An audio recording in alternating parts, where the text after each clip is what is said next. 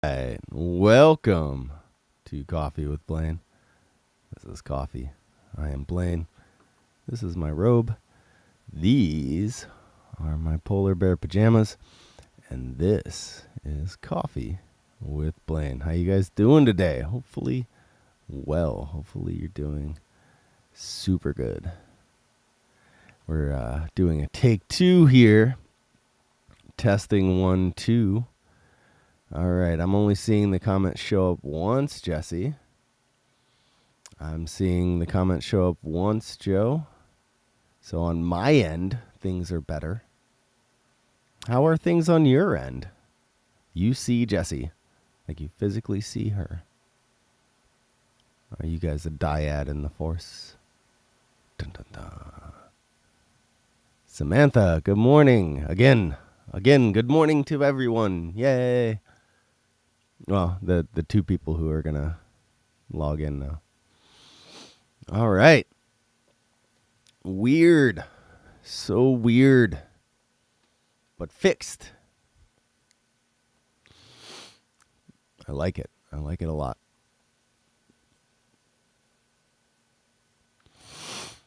All right. So where were we?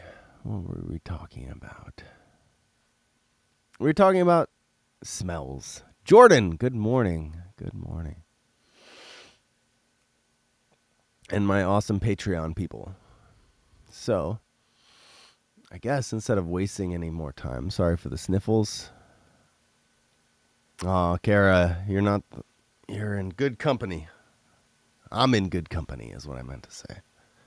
It's a little warm in here, so I'm going to strip off that top layer, as they say. No one says that. So let's just more viewers now too. Yay! Yeah, there was definitely an issue. So let's just open this box, shall we? Still sick over here too. Feel better. Apple cider, turmeric, and ginger. How about coffee and overexertion? All right, so I was instructed with this box to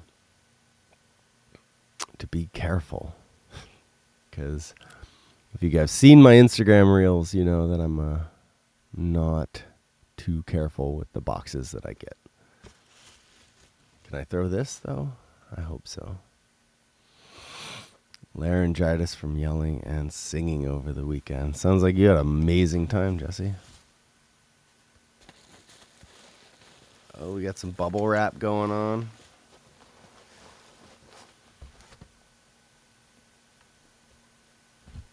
I hope there wasn't anything else in there.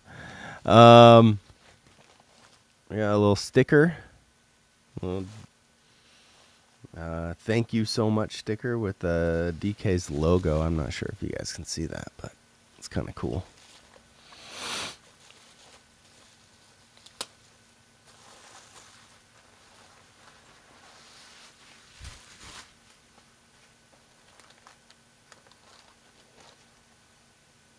All right, so I'm gonna set that down there. That almost landed in my coffee. Heather, good morning. Yay, bubble wrap. And then we have this envelope, which is super cool. She's definitely got the packing and branding down. That is for sure.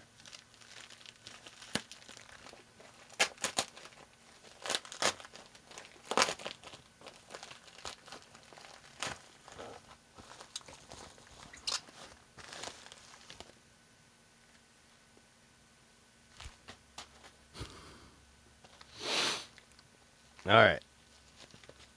I think we've entered the final packaging.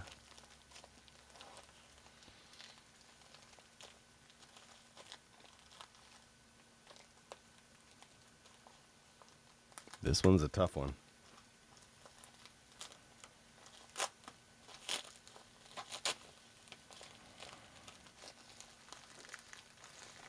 I don't want to rip too hard.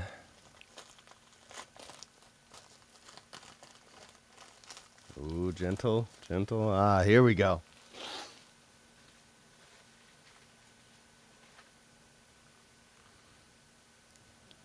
There we go. It says DK's Concoctions presents coffee with Blaine signature essential oil blend. Let me see if I can get right up on the camera with that.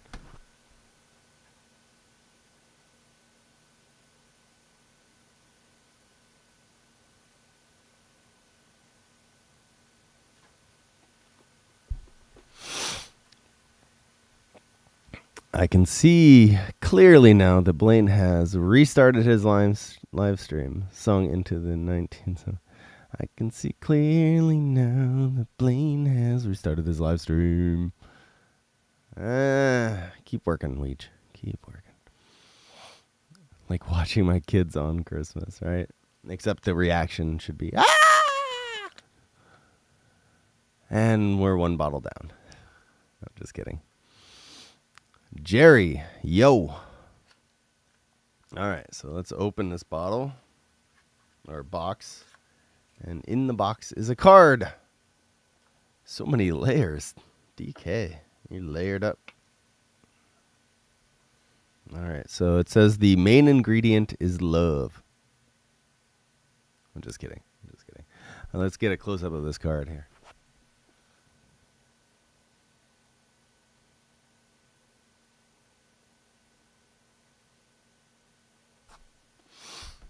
And little QR codes on both sides. We do have an actual ingredients list. First line here. First ingredient is coffee. And it gives a list. Comforting, warming, invigorating, awakening, restorative. Is that too much? Am I too much today? I'm trying to overcompensate for being sick. Second ingredient is cinnamon bark. Third ingredient is vanilla oleosin. Vanilla oleoxin free.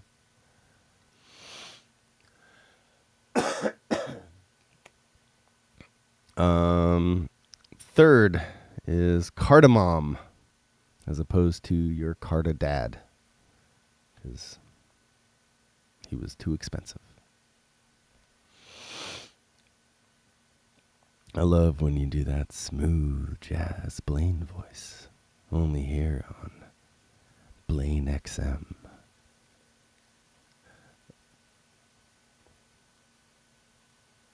I love cardamom jokes. It's very specific, and it's great. Next ingredient is East Indian sandalwood. Excuse me. And finally, the last ingredient is Himalayan cedarwood. So we have coffee, cinnamon bark, vanilla, cardamom, East Indian sandalwood, and Himalayan cedarwood. And here is the actual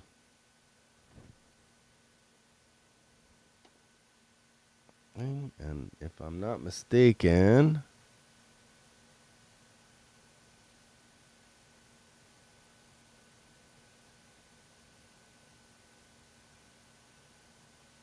I'm just looking at it. It's like dark. And it's got this cool little metal roll top. I'm going to put a little bit on here. Ooh, that's nice. It's like breakfast.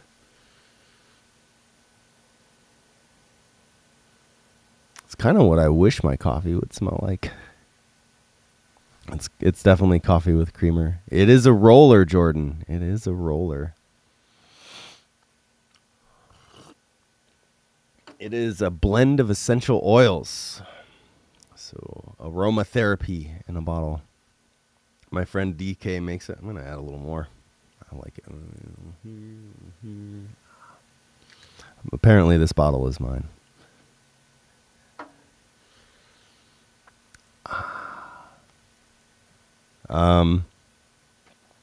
Yeah, it's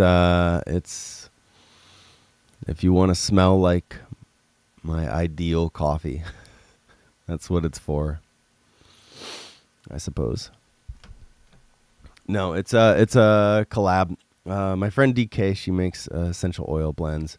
Her debut blend was for Cali Roots, and then she made blends for, I believe, Natalie Rise and Indubious. I think they're on their second or third batch with both of those. Jesse, I have smelt many a blend. That's a great sentence. I have smelt many a blend. I like that. It's just Shakespearean almost.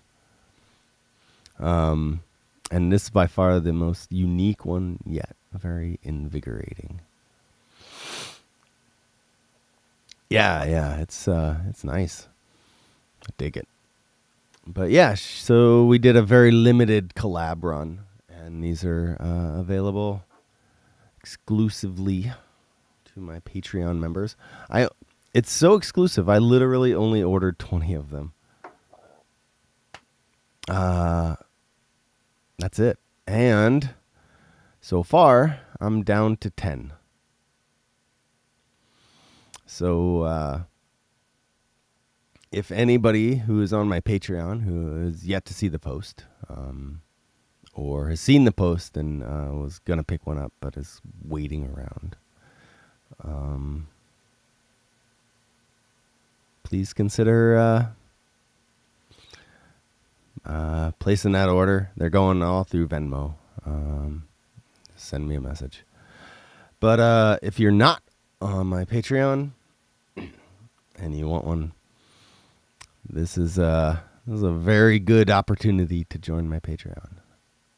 And you can join for as little as $1 a month if you want.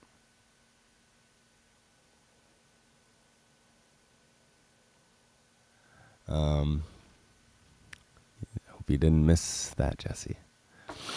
So yeah, if you're interested in joining my Patreon, you get much more than the opportunity to buy the oils, but you get lots of cool content. A bunch of different tiers to choose from whatever you feel best. But yeah, thank you, DK. And I'm going to actually have her on this live at some point soon. She's been on one or two in the past, even in person. But not since she's been doing her oil blend. Or blends. DK's concoctions. So, yeah.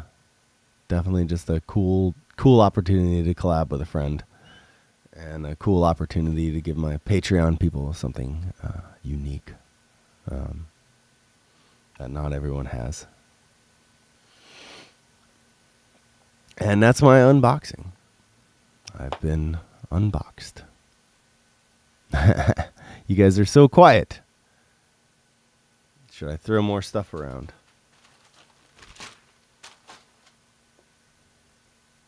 Did that work? No. Okay.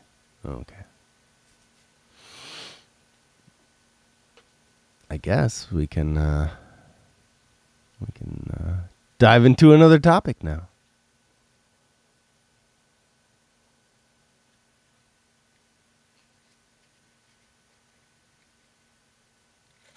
Throw more stuff. Put this back in the Reeboks the Beast.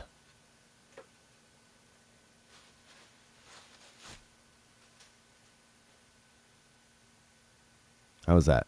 All right, we got some time. What do you guys want to talk about while I'm still not coughing up gunk and still relatively together? I feel like everyone just logged off. They're like, we're done. The box has been opened. I'm out. Maybe everyone left to go join my Patreon. You can join after the live stream.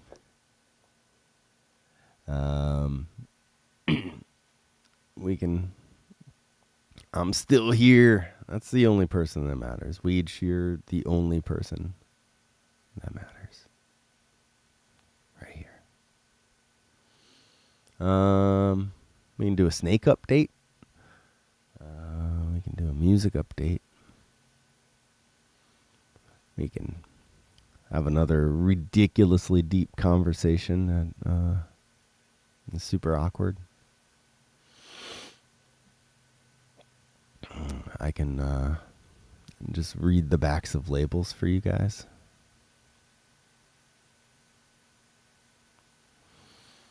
Jordan is working at releasing a song at home this week, about to start a 12-hour day at the preschool. Jordan, tell me about your song. Oh, I hope you guys are here at least. Yeah. Do you go to a studio to record, Jordan? Or do you record everything at home? Do you have somebody else mix it? Or do you do all the mixing yourself? What is your release process look like for your tunes? Jordan is a very good vocalist, by the way. I had the pleasure of doing a guitar lesson with her last week. And she's got a hell of a voice. It's called Beast. It's about both sides of my brain, the light and the dark. Nice.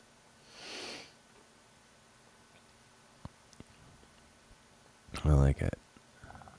That sounds intense. I'm working on an album in studio, but I need to put something into the wild. So is this a studio track that you're releasing? Like one of the tracks from the studio album you're working on? Or is this like an acoustic version of a track that you recorded at home or in the studio? I'm so curious. I like to know people's processes.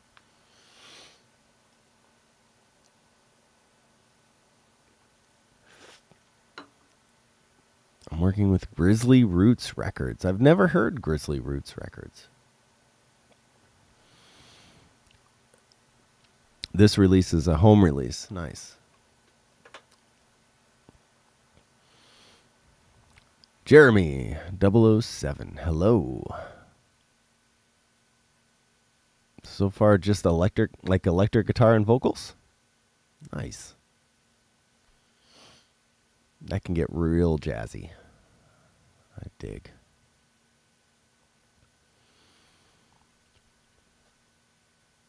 I feel like having this scent on me.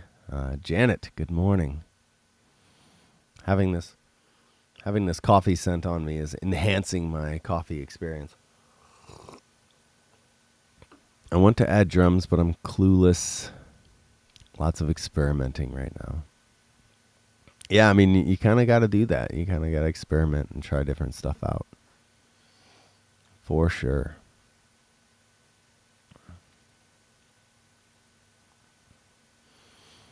I'm always trying different ideas out, different things out.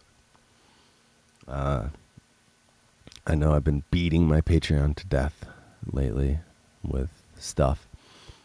And beating you guys to death with my Patreon stuff. But I've been happy to be able to bounce ideas off of them. Seriously, Jordan. And I'm working on a new track that's really old. It's probably like 3 years old, maybe 2. I wrote a bunch of music. I always have these orphan beats. And we went and... Oh, Counting, yes. I'm so glad it's helping. I hope that every session that I do with students helps both of us, actually. But yeah, I'm glad you're putting that into practice. Yeah. And I went to Mexico, and I ended up doing a lot of jamming. I was neighbors. I shared a balcony, a split balcony with Aaron and Kiki from Thrive. And we ended up waking up in the mornings and did a lot of front porch or balcony porch jamming. You've probably seen a couple on my stories.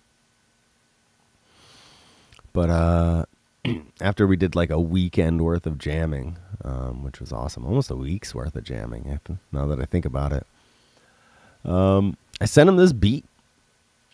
And then he just like layered this really dope chorus and first verse idea, which I was super happy with, and with nice lush harmonies. Almost got like a J-Bug type of feel to it. And I'm like, hell yeah! So then I sent it to Weege, and Weege is currently half-ass listening to this podcast. Jesse, good morning. Good morning. Hope you're doing well. While he's writing out lyrics to the second verse for the song. So I'm excited to hear what he comes up with. But I think I have an unexpected banger of a tune. Basically just ready. So I got to figure out how to release it. Who's releasing it.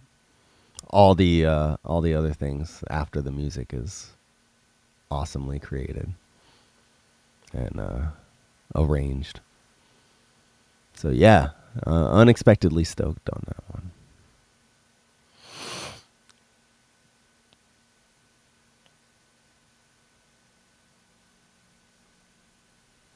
You ball dropper, you. It's like you're constantly in puberty. I am, Jesse. I'm doing well. Hopefully half as well as you. Getting over being super sick. So, there's that.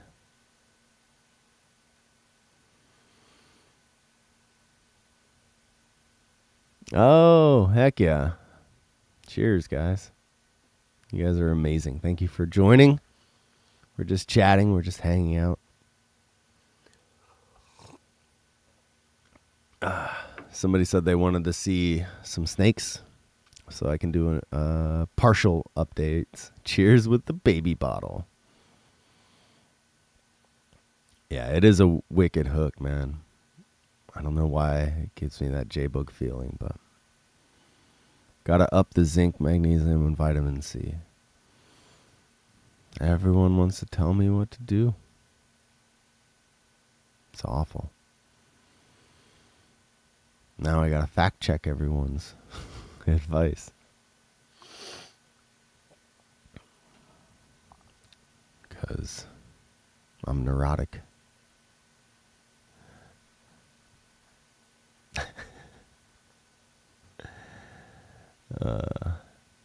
I'm just playing around with you, Jesse.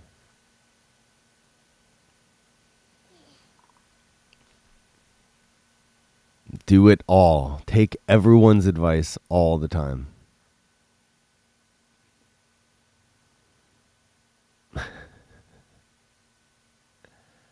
Oh my goodness, you guys are awesome. All right, let me see. Janet, did I say good morning yet? Good morning, Janet. Yeah.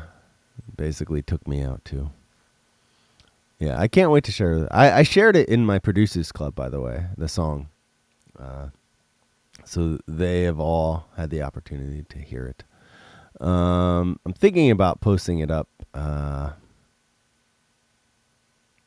my other patrons, but I'm debating whether I want to wait until I hear Ouija's verse or not, and then post a version up. I don't know. You guys who are in my Patreon, what do you think? Do you wanna hear a version of the tune? You ponder that, and I'm gonna go. Yeah, no pressure. Don't screw this up, Weege. Just don't ruin this.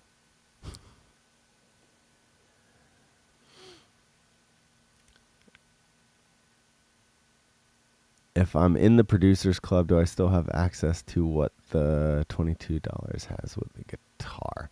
That's a good question, Jordan. And I originally put the tiers, they're supposed to be separate things. Because if I just put everything in the $25 tier, which is the cost of the producers club, then like why would anyone join any other tier? Because the tiers are so close. I was thinking about making like a overarching tier that encompassed both of those aspects, as well as everything else. Call it the everything everywhere all at once trademark infringing thing. But I'm open to discussions about it. I'm open to discussions about anything that I do, especially involving, you guys, because it's always a balance. Like I want to give you guys the most amount of value for your support, but at the same time, I can't just not give. I can't put myself out because that defeats the point. Yeah.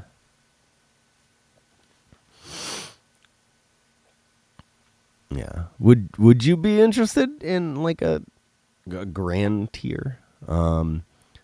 Ideally, if you wanted to do like in-person type of lessons, continue to do those, the one-on-one lessons. That's obviously the most valuable because you get real-time feedback. And then join the Producers Club. You could have the best of both worlds because a lot of the video content is just, the non-feedback version of having an actual lesson. But you could always try one. And if you feel like you might get more value out of the other one, you could try that. I had somebody in the lesson tier who didn't take any of the lessons, who didn't watch any of the lessons. I'm grateful for the support, but I emailed him back as like, trying to get some feedback. And I'm like, hey, bro, do you use the lessons? Have you watched any of the lessons? He's like, no, not really. I was like, oh, okay. You should try the Producers Club because maybe the group interactions and the Zoom conference style calls might be more up your alley. So he joined that, and he seems to be getting more value out of it than the lessons. Though I could see, somebody getting value out of the lessons who may not want to like have that constant interaction with a group of people. Yeah.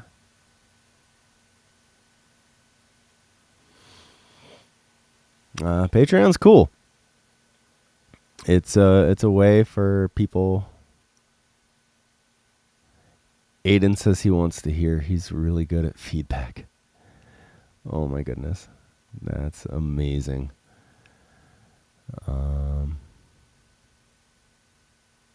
Yeah.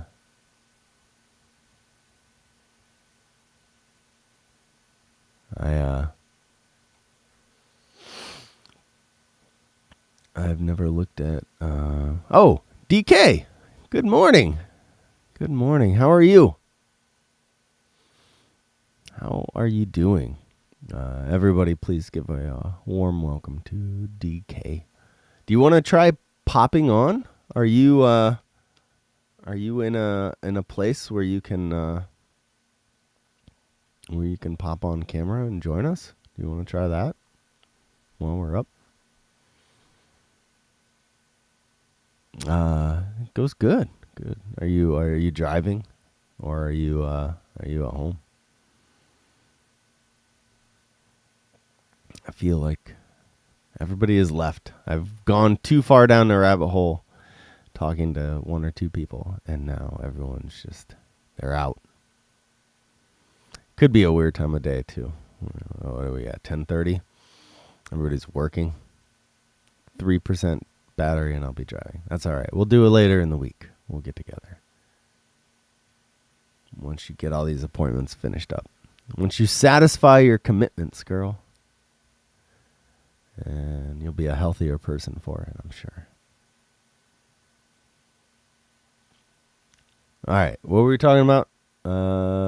Snakes. People were talking about snakes. Deep breath. Let's see if the snakes like DK's concoction.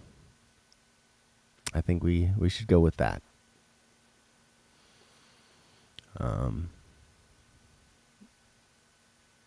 Yeah, I got on and it was broken. Restream. And then I had to restart everything. And I tried it again, and then it was just stuck. And then I exited out of my browser and tried it a third time. And, that's the charm, right? So I've only been going for about 30 actual minutes. Yeah. Yeah, there's definitely was an issue with Restream commenting and the comments not showing up. So yeah, it could have been an issue with the Restream itself. For sure.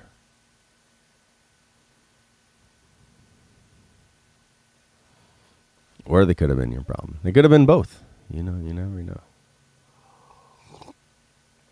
All right, Samantha. All right. Hopefully the snakes aren't hungry for DK scent because I'm covered in it. Let's find out. You guys are going to have to give me a minute though. You know what I'm going to do because I'm a ridiculous person. I'm going to play some waiting music.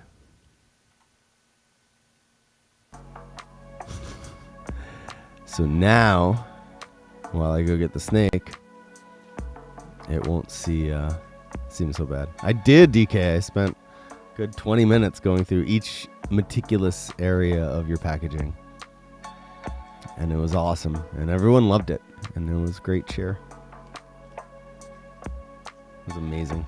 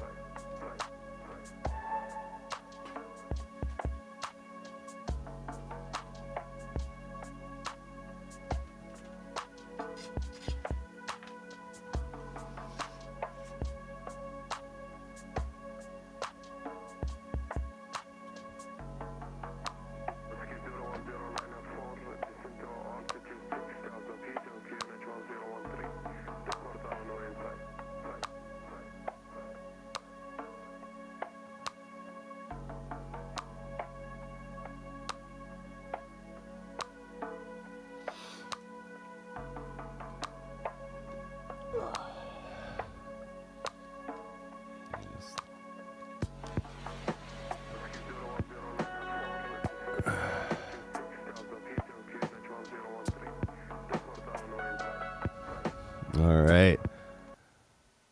Weird. What did you guys think of the lo-fi? Was it amazing? Was it everything that you hoped it was? Scott was playing a song with a woman singing the other day and said you gave it to him. Who is that singer? He had to ask you.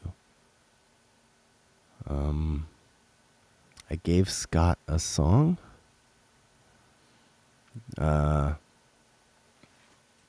It's a great question. I'm not quite sure. I think I need more context, Jordan. Let me move some stuff around here. And let me see if I can get the other camera going. How did I give him a song? Like, did I just say, here's a song, Scott, and email it to him? Or did I release the song and then I shared it with him? That's the context I need.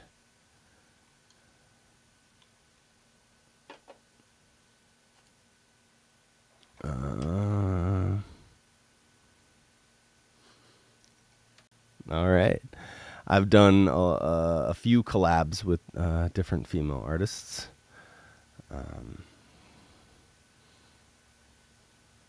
There's a couple with this artist, Angelica Ulrich. I did a collab with Correo, which is a female singer. I think those are all available online. Oh yeah, I know Scott.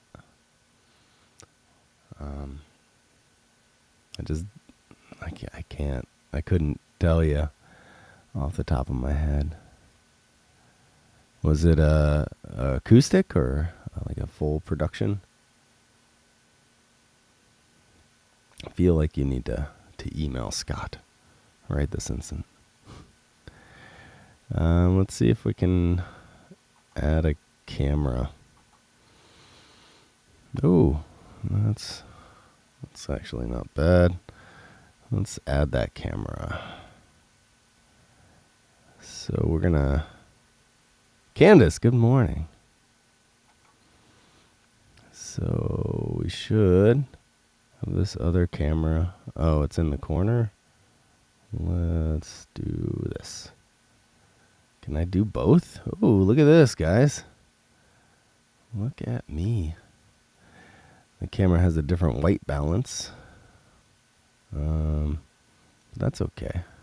So we can get a little more view of what's going on. We'll raise the camera just a little bit. You guys like this view? It's kind of cool. I wish the cameras were different. I'm gonna make a quick adjustment. I'm gonna see if I can tone down this camera just a bit.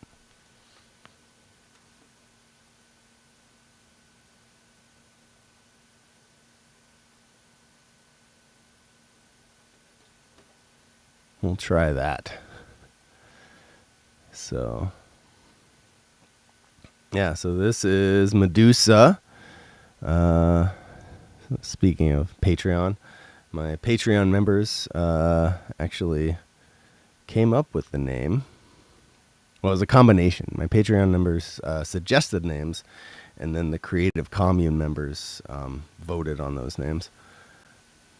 And I'm just going to move this just a bit to my right so I can hold him more in frame. Or her, because she's a girl. And she's getting so big. I posted up some pictures. You can see when she stretches out. She is getting to be around... Can I even do this like that? She's getting to be just over 3 feet. And she's such a sweetheart. She's got such a grip, though. So grippy. Move this way. It's interesting with this camera angle. Yeah. So yeah, she's got such a cool color, such a cool pattern. Especially that head pattern. You guys can see that at all. So dope. And that little face pattern. She's a fancy girl. But yeah, so she's just about 1.5 years old. And she's already this size. She's pretty. She's going to be a big, big girl. She's in a 4-foot enclosure, 4 by 2 by, I think, 18 inches high. And I have a feeling she's going to need an 8-foot enclosure when she's full grown.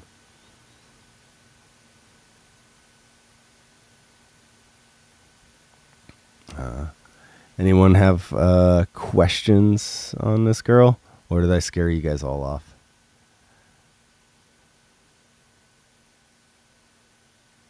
No, chin rubs. Chin rubs.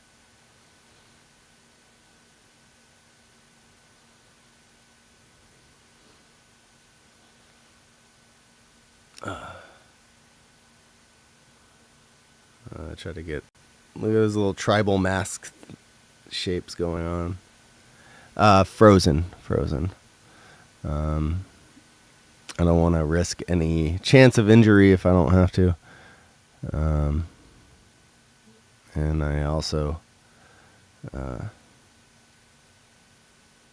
she's got enough of a food drive as it is. I'll only feed live if there's no other option. Where are you going? Where are you headed? Trying to keep her in frame here. Yeah. For those of you who remember, she used to fit basically in the palm of my hand when I first got her. I got her at like, I want to say 2 months old, 2 or 3 months old.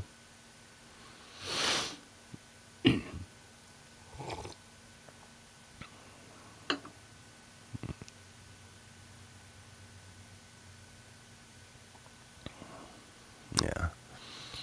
So my other little guy, I actually just ordered a new enclosure for him. He's going to get a huge upgrade, and it's probably the most expensive enclosure I've ever bought.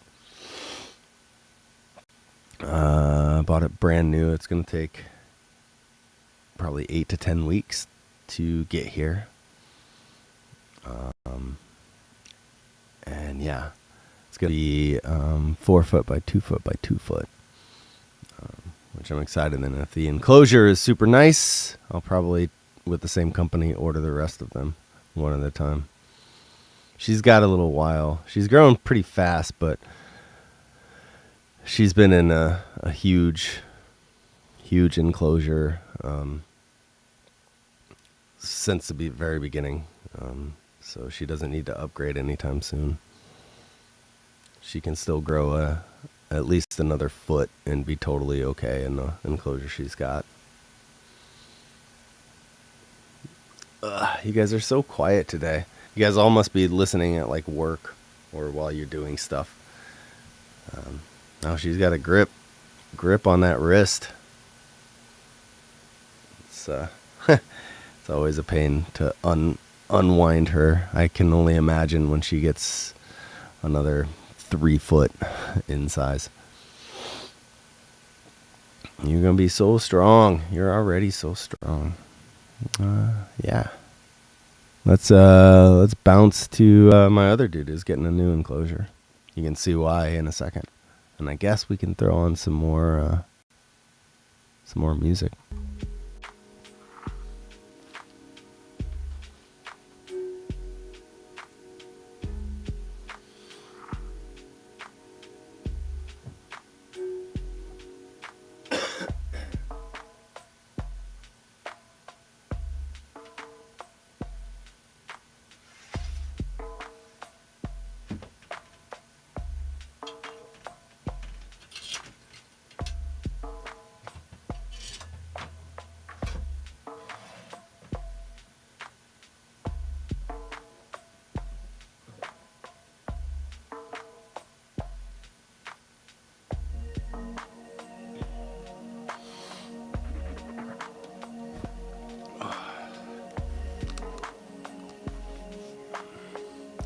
Is that good?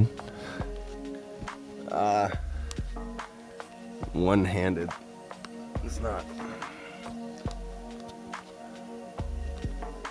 not working out too well for me. All right. So this guy is SP. You guys probably remember him. You can see he's getting nice and long. He is. It's hard to tell on the right camera, but he's definitely over 3 feet. Yeah, definitely has that length going. He's probably getting to about 3.5 feet, but his enclosure is too small. So I want to give him the idea for enclosures is you want to kind of give them the enough space for the long ways. They can stretch completely out long ways. And depending on the species, they may need more height. So with Medusa, she's from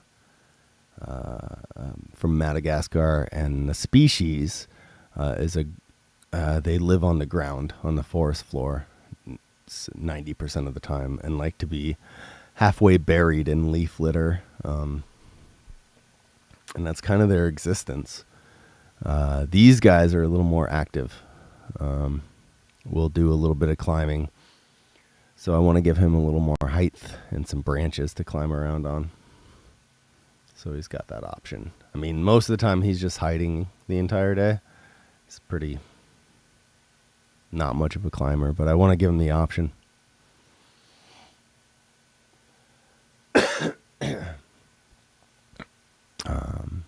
Yeah. But he's cool. I like him because he's always, when he's out, he's always on the move. He's got a much different tail. I don't know if you can see that, but his tail is, oh, there it is much more orange colored compared to his body, which is much more gray. You can see it starts to get orange right in here, and more brown here. Yeah.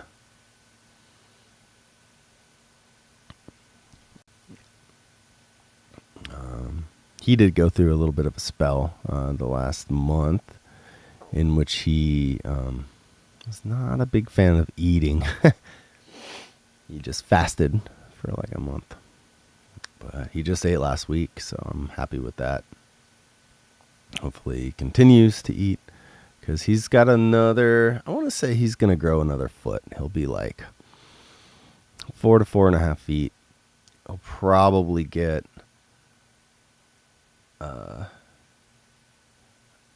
twice the thickness of this. Right? The orange tail is cool.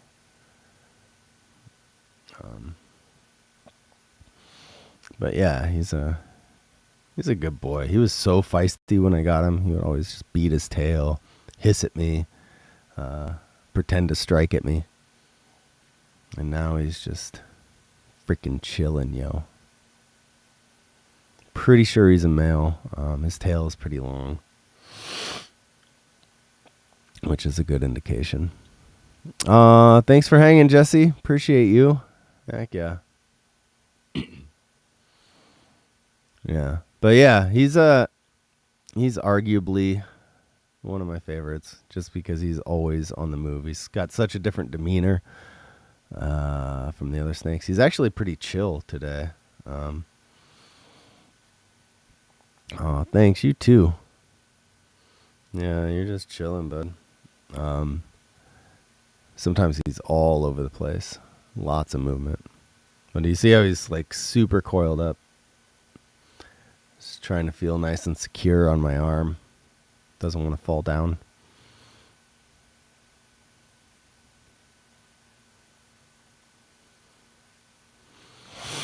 How many times have I been bitten by my snake? That is a great question. And the answer may surprise you. I have been bitten exactly 0 times by any of my snakes. Yep. 0 times bitten by any of my pet snakes. This includes foster snakes that I was hanging out with, like a king snake, which is notorious for trying to eat everything that it touches, including itself. I did not catch a bite. Now, I have been bitten by snakes before. I was doing some work at this pet store for a while, and I got bit by a couple snakes there. I've been defensively swiped at by some snakes, mock striked, been booped. I used to have the snake who would pretend to strike, but just boop its nose on my arms and hands. Make a big display out of it. It was a western hognose snake.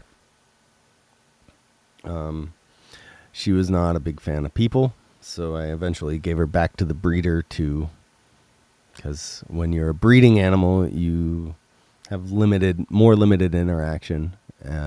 All your needs are taken care of, and you don't have to deal with those pesky people messing with you. So she is now a breeder. But yeah, 0 bites from these guys. I've also herped a bunch of gopher snakes out in the wild. I have not been tagged by them, fortunately. I've herped some other snakes out in the wild as well. Have not been tagged either. Tagged means bitten in the reptile community. But yeah, the trick is to kind of be able to read some of the signs. First of all, expect to get bit. I'm always expecting to get bit at some point by something. But reading the signs, knowing when the snake is uncomfortable, knowing when the snake is fed up with your shit, knowing when the snake is super hungry, all of those things contribute to not getting bit. For instance, I know that this guy likes to make a big show and pretend to strike and huff and puff and beat his tail and stuff. But I know that he's not a biter. Doesn't mean all gopher snakes won't bite, but their species is pretty bluff heavy. So once I started calling his bluff, the displays got less and less, and he started calming down. He knows that I'm not going to eat him, and he knows that I am not food. So as long as and he also knows that I'm warm. So beyond those 3 things, if you can nail those 3 things, if you can get your snake to realize you're not food, or your digits aren't food, if you can get a snake to realize you're not going to eat it,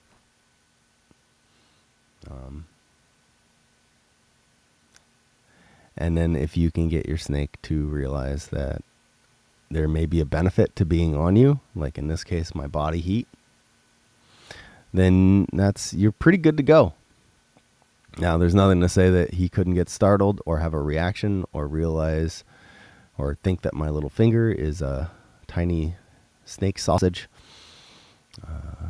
But that's the risk, right? Just like your dog could bite you for any number of reasons, or your cat, which is much more painful and happens much more often. But yeah, for the most part, that's the thing, just spending the time. So any day that's not feeding day for the most part, or they're not exhibiting super signs of stress, like not eating, I will handle them every single day. So they know that when the cage door opens, it's not feeding time necessarily. They also know that it's going to happen. So just let it happen, bro. Be hanging. For instance, Medusa, though, she is an ambush predator. So in the wild, Dumerril's boas will lay in the leaf litter and just the top of their head sticking out. They always angle their head up, right? And this is their ambush position, and they'll just wait for a potential meal to make some movement that's warm right in front of their face, and boom, they just snag their dinner. That instinct is strong in Medusa. So when I go into her enclosure, I find her first. I don't just open it up and reach in and dig around for her. I find out exactly where she is. And if she's in a place where I can get around and move furniture or change the water or pick her up in a way where I'm not putting my fingers directly in front of her face or within that strike range, then, I go in and I try to reach in from behind and scoop her up. If there's no way to do that, I have a snake hook, and I just reach in with the hook and then get her scooped up, and then she realized that, this is weird. Definitely not food. Yeah, Ken. Ken, you know all about it, bro. You know all about it. And then she's good to go. Once that happens, then I can reach in and scoop her up. And she's like, "Oh, I guess I'm going out." She has had her moods before, just once or twice, where she's thrown a hissy fit, and she would strike at the glass or strike at her food like it was attacking her. Those times, I just leave her alone, and because it's not worth the risk. I'll pick her up tomorrow when she's feeling better. But those are few and far between. It's only happened like maybe 3 or 4 times in a year I've had her. But if I would not read the snake and not realize that she's grumpy and try to pick her up and play with her anyway, that bites on me, yo. Right? If you have a pet, you should really know your pet. Just like Ken. Ken breeds snakes. If this is the same Ken that I'm thinking about, I'm pretty sure it is. And he has a bunch of cool ball python morphs. One of these times, I'm going to sneak over to his place and do an episode there. Yeah, this is SP. He's dope. He's awesome. He's mobile. Do you have anything else besides ball pythons, Ken? Every species is different too.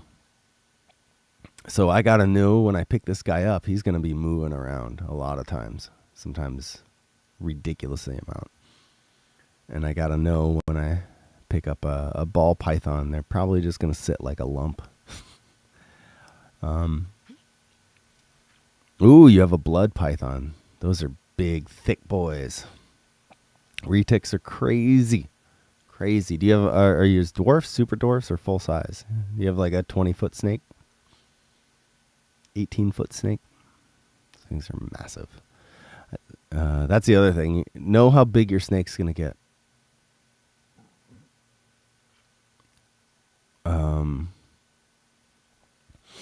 Because if I were to get a 20-foot snake, I would probably need at least a 10-foot enclosure that's, 6 to 10 feet high. 2 years old, so they're still like 8 feet. Oh, that's not bad. That's not bad.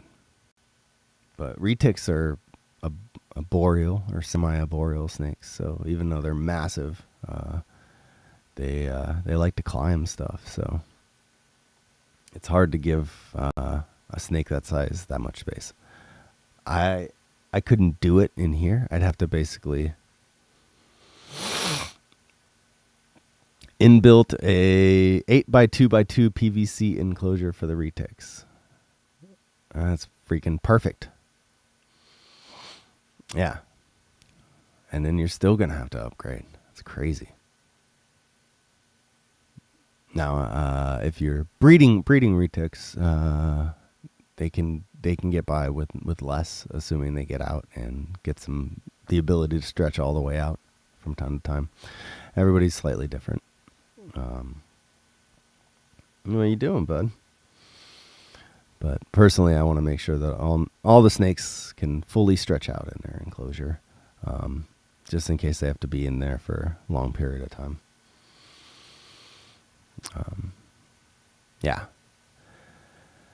Loving these questions, loving the conversation.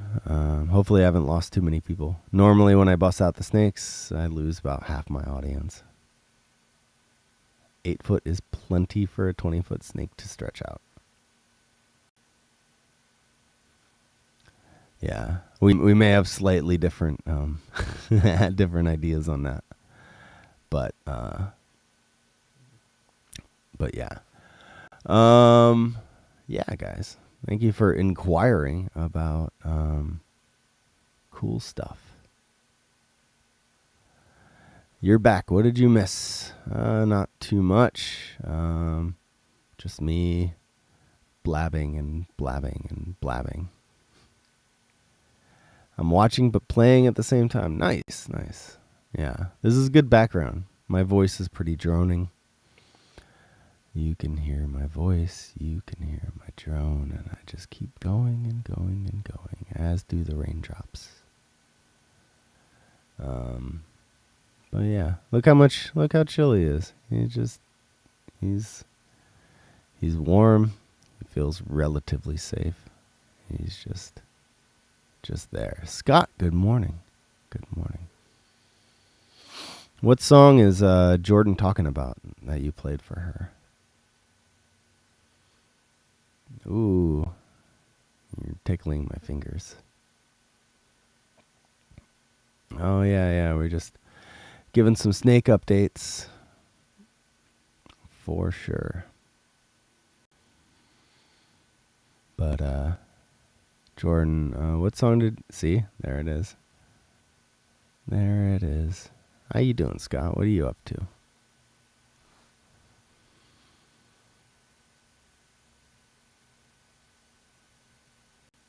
Jordan, are you leaking my original music?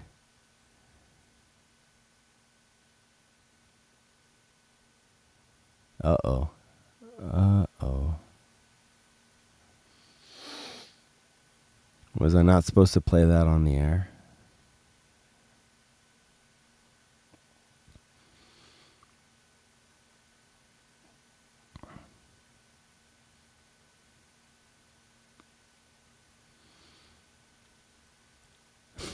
This is good.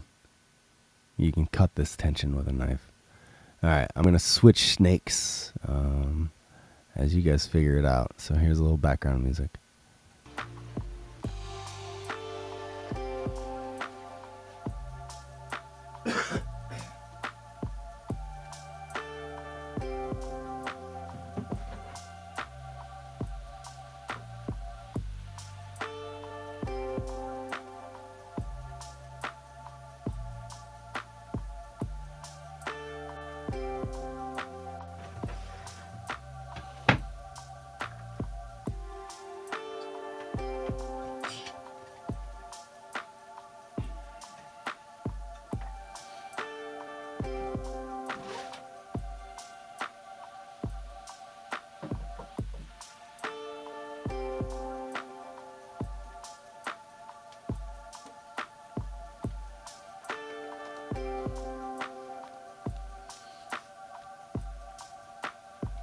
All right.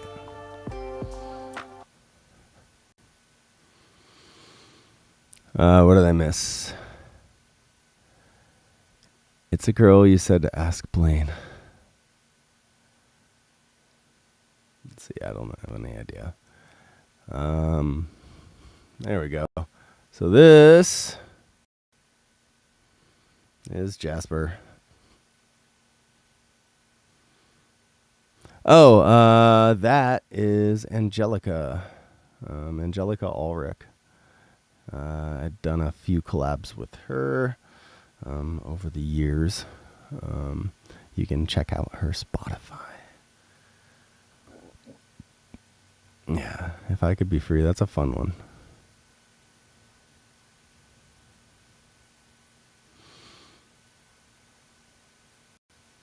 Yeah, she's got an amazing voice and really good way with harmonies. It's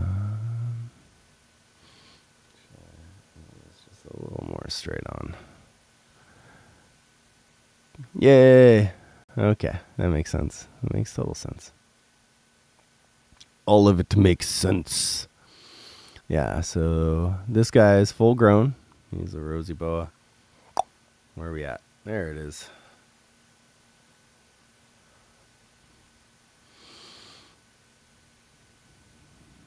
We are straight chilling, yo.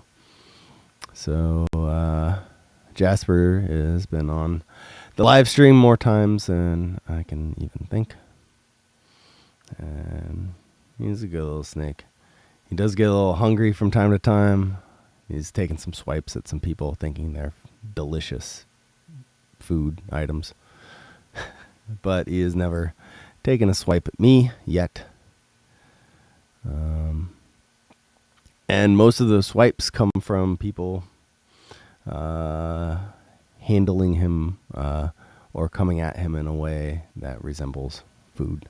Yep, Ken. Yeah, exactly. You want to be careful. You gotta know the food drive of your snake, right? I'm sure you know which of your snakes, when you pop open that enclosure, which ones are coming coming out for food, and which ones are you don't have to worry so much about.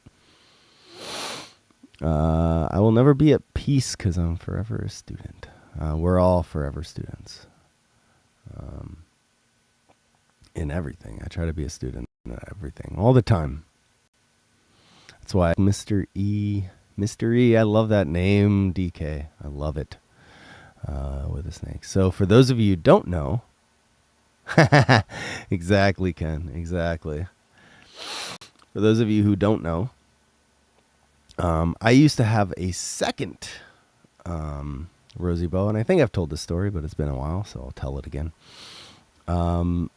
My original rosy boa is Jasper. I've had Jasper for dang near 5 years, I want to say. For a while, he was doing a stint with my cousin's friend, who's a veterinary technician up in the Bay. But I recently got him back. Recently meaning right around the beginning of quarantine.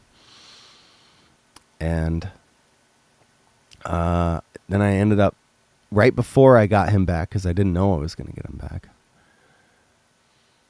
I had bought my gopher snake, SP. He was just a baby. He fit in my hand. He was feisty hand fitter. But when I went to go pick him up, the owner had a couple of rosy boas, and he made me a really good deal. I was like, I'll pick up another rosy boa because I miss mine. Well, lo and behold, I got mine back. And DK was visiting, and she ended up with my Rosie. It was so adorable, but also definitely likes his food. And that's one of the reasons that I pick up my snakes every single day and interact with them every day, so they don't associate me with food. But every snake is different. Some snakes will never get over that drive. But for the most part, the more time you spend socializing them, the less of those instances you have. For me, it's easy because I only have 4 snakes. So I can take them out on most days for like 10 to 15 minutes at a time. Spend about an hour interacting with them or less. Doing their water changes and maintenances. But if I had something like 50 snakes or 100 snakes,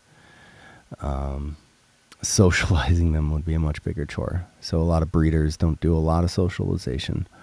Some do, and some, it varies by individual. Obviously, when you're cleaning the enclosure, you have to interact with the snakes and stuff. So it all depends. Do you get much time to socialize or interact with your snakes, Ken? How big is his enclosure? So he's full size at 2.5 feet, which is just, 12, 24, 30 inches. So he is in a 30-inch enclosure, 70 snakes, all socialized. See, that's good work, Ken. That's why you want to buy a lot of snakes from reputable breeders like Ken, because if you don't take that time to socialize your snakes, as a breeder, a lot of those snakes will be very food driven when you get them, and they can be very, very defensive when you get them. But nice, that's good work, Ken.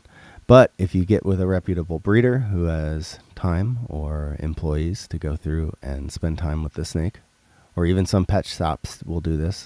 There's a place called Beast Pets that has a person who just comes in and socializes all of the reptiles that they sell twice a week, which is super cool. And yeah, that makes for a much more well-behaved snake with more pleasant interactions. Some people like the idea of taming down a snake themselves, or getting a species of snake that's notoriously difficult to work with. But I wouldn't recommend that as a first pet. Anyway, he's about 30 inches total, full size, not going to get much bigger ever. So he's in a 30 inch, 18 inch high enclosure. Rosy boas are another ground dwelling species, so they don't really climb, so they don't really need that much height. Though once I move out SP, my gopher snake, into his forever enclosure, the 4x2x2, this little guy is going to go in a 33 inch enclosure, handling a green tree python. Do you have a green tree, Ken, that you've been socializing? That would be incredible. Those are notoriously difficult to tame down. And because they catch birds out of the freaking air, because they're almost exclusively arboreal, their teeth are some of the largest teeth that are non-venomous fangs on the entire planet.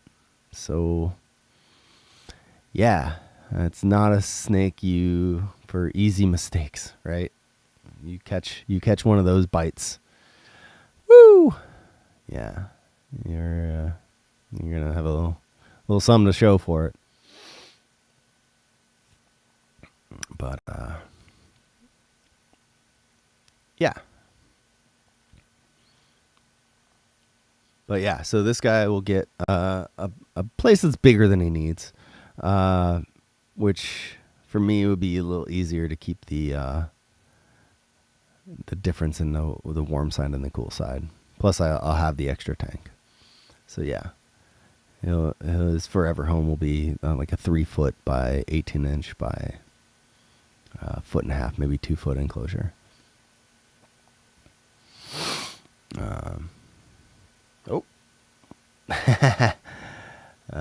He's not the brightest tool in the shed. I'll just throw him away. He's beautiful, right? I love this coloration. So when I'm hiking, I can actually find these guys, and I've caught them out in the wild multiple times, hiking just east of San Diego. And when they're in their natural environment, this coloration, basically they wrap themselves around the bottom of boulders to blend in. So they look like just part of a pile of rocks. And their coloration is really, really good for that blending in. It's crazy. But outside of that environment, they definitely stand out because they're super pretty with those different lines and stuff. I feel like I should do back to Patreon. I feel like I should do a snake and reptile tier of Patreon, where I go places like Ken's house and just interview him and ask questions and figure stuff out and make the best enclosures possible for these guys. Maybe get a couple more. They're awesome. Yeah, the beauty of having snakes is once you kind of get everything dialed in for taking care of them, everything's pretty automatic, and the amount of time that you need to spend versus like spending with a dog or a cat for feeding and for things like that is much more minimal. But you have to make sure they have secure temperature, humidity regulated areas.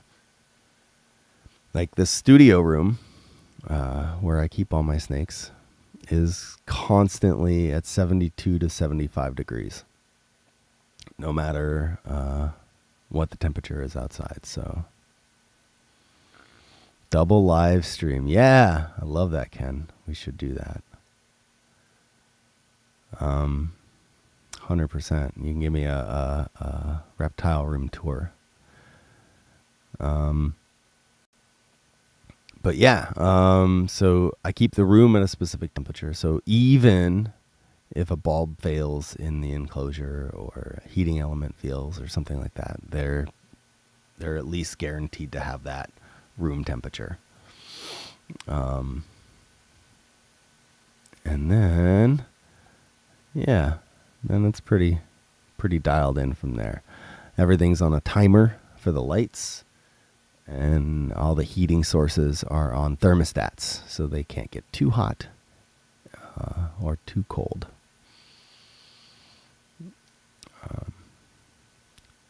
These guys and the gopher snake are both from San Diego, so they do perfectly with San Diego humidity.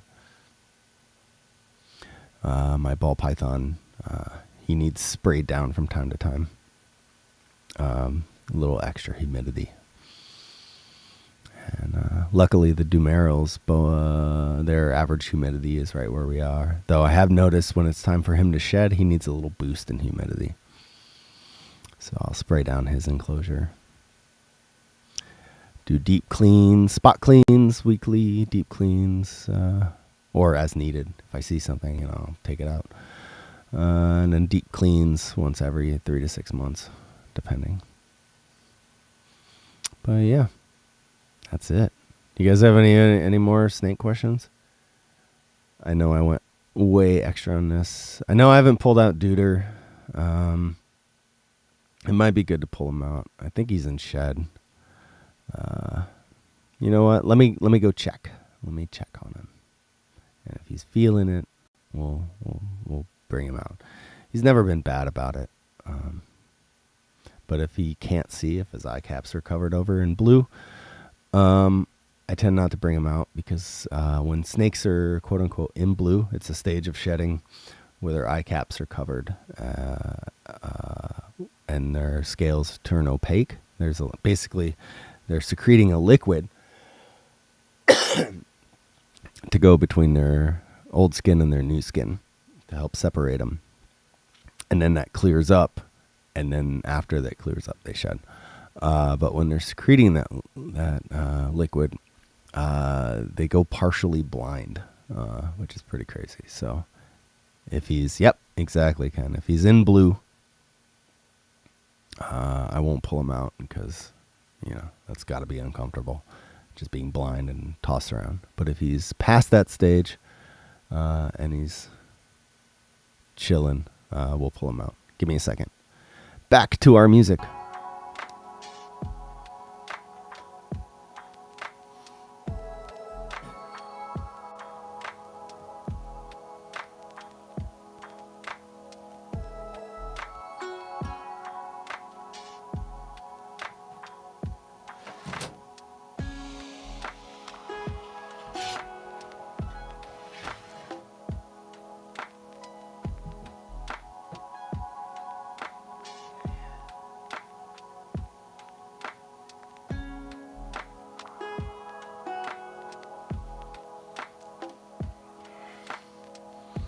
All right. So, yeah, they can definitely smell you. That's just a personal thing for me, as I try to avoid handling them if I don't have to while they're in blue, just as a comfort level. Because if I was super uncomfortable, I'd be like, please don't touch me. And I know that's probably anthropomorphizing them a little bit, but I'm sure it's pretty whatever. They definitely have the smell, though. You're absolutely right. So this is Duder. He is my ball python. You can see he's really dark. He looks a little wrinkly. He's definitely going into shed. And I'll probably, for him, I can take off this other camera because he's big enough to really see without. I'm going to add some more light.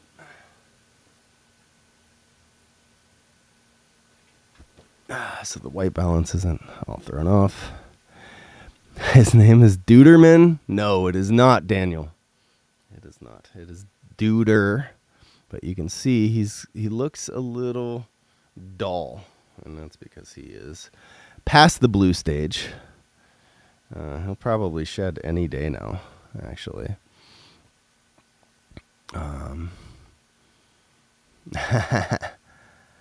Yeah, so he is just over 4 feet.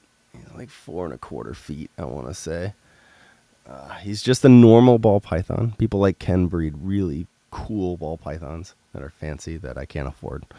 But he's actually a rescue. I like this just normal pattern, though. You can see the little alien heads on his sides, which I always thought was cool. And yeah, he's a sweetheart. He's my little animal ambassador. That actually helped me overcome my slight fear of snakes. And you just resting your head on my thumb, huh? Yeah, but he's awesome. We'll just toss him up here where he likes to hang out.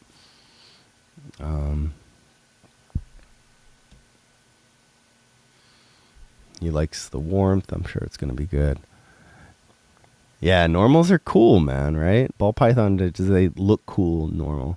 The other python that I really like the normal patterning on is the Burmese python.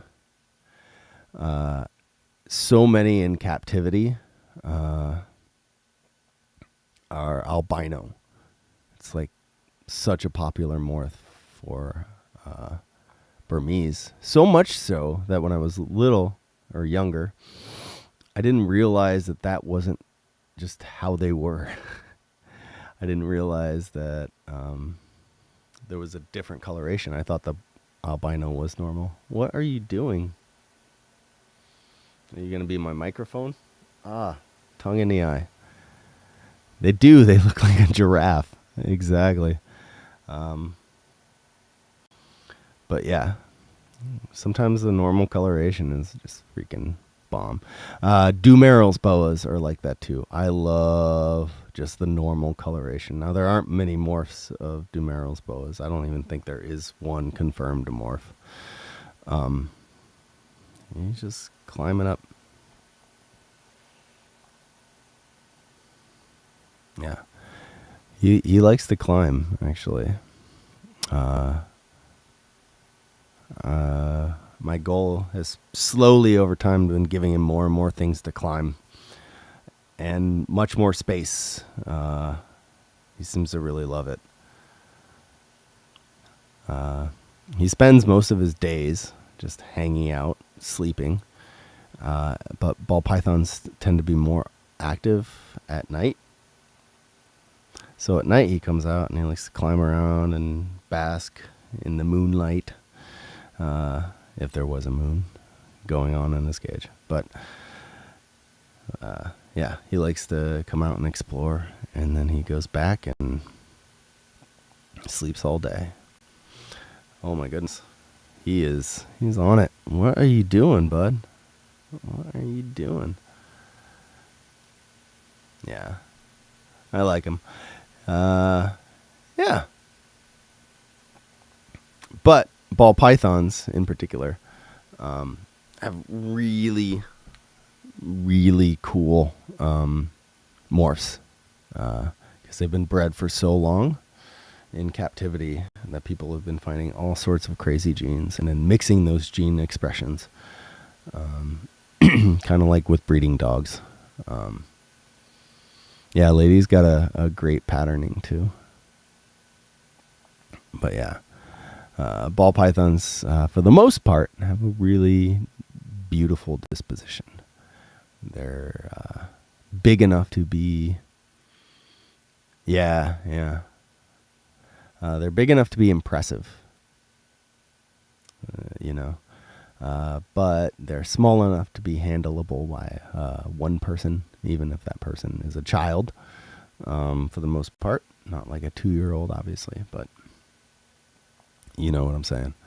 And they have a natural, calm demeanor. They're pretty inquisitive.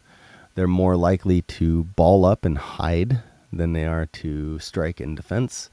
That varies by individual, obviously. But That's why they're called ball pythons, because they just ball up and hide their head when they're scared. It's a quick movement too. It can be a little startling if you're not used to it. But yeah, he is probably north of 10 years old now. I got him. They said he was 5 when I got him, and that was in 2018. He could have been older. He could be 6. They could be off. He could be a little younger. I don't know. But since I got him, I've had him for about 5 years.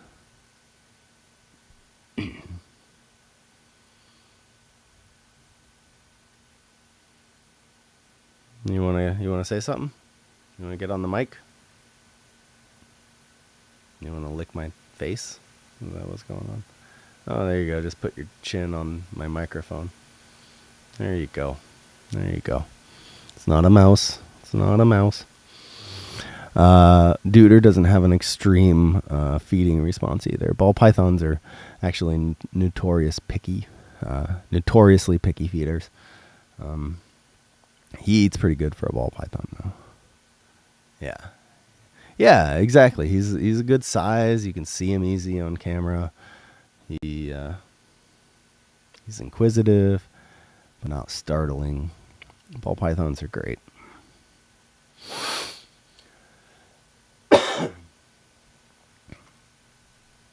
The chin rest, yeah. And because they're from these crazy edge of forest grassland areas in the wild, they do this move that's called periscoping. Well, they'll coil up and then they'll pop their neck up and then look out over the tall grass to see stuff. And he'll do that like when he's sitting around watching TV. He'll just pop up and then just hang out. That's pretty cool. Kind of similar to like a cobra's ability to pop up, but way less scary and more derpy. Try feeding 70 balls. Oh yeah, that's craziness. You're like doop doop doop doop. It's so derpy. It's amazing. But yeah, I don't think I could. I mean, I could if I needed to. I would probably hire somebody at that point. But feeding 4 is not bad. Feeding 4 is not bad. Though, honestly, I feel like the sweet spot is probably closer to like 10. Just because there'd be less food wasted. Because all my snakes are slightly different sizes. If, for instance, Deuter doesn't eat, his meal is too big for any of the other animals to eat as seconds. But if I had a much larger snake that ate pretty consistently, like a BCC, boa constrictor, or even the BIs, they could probably take on the extra food.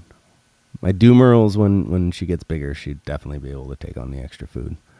But, yeah, for now, like if I have an animal that doesn't eat, there's very little chance. Every once in a while, it'll be the right size that another one could take it on. But you get a good 10 snakes, I think you're wasting less food. Where are you going, bud? Where are you going?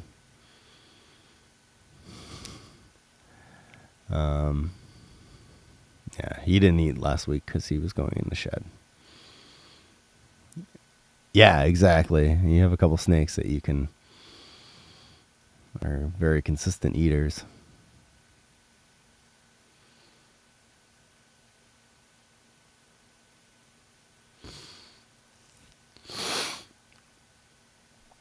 You're good to go when it comes to wasted food.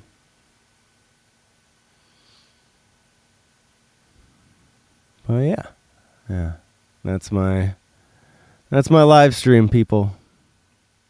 We talked Patreon. We talked my oil collab with DK, which is only available to my Patreon. We talk snakes. We talk new music. We ran the gamut. We talk sickness and health, all the things. So now it's up to you. You guys got to keep letting me know what you want to see, what you want to hear, what you want to experience. And if you haven't joined my Patreon, you can do so for as little as $1 a month. And it's super helpful. And if you are a member, thank you. Also, if you just want to pick out content for the live stream, feel free to shoot me a DM. I'm supposed to be, according to Facebook, laying in bed with lemon juice and lots of zinc. So I should probably go do a little something like that. I appreciate each and every one of you. Yeah, Ken, exactly. Actually, that $1 a month probably is going right to snake stuff. The electricity, the bulbs, the water. My snakes are very spoiled. They actually get alkaline water.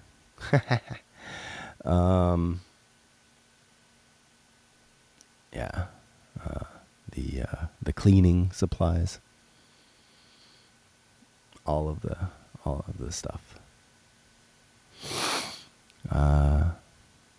Plus, if you guys have ideas or insight as to what kind of snake maybe I should get next, I think I have room for one more 4x2x2 enclosure. Yeah, yep, yeah. All my water's RO. Yeah, I go and pay way too much money for bottled water for myself and the doggies and the snakes. But yeah, thank you guys for hanging out. This has been fun. I love these live streams because they're always so unique. Appreciate all of you guys. Thank you so much. And let's chat soon.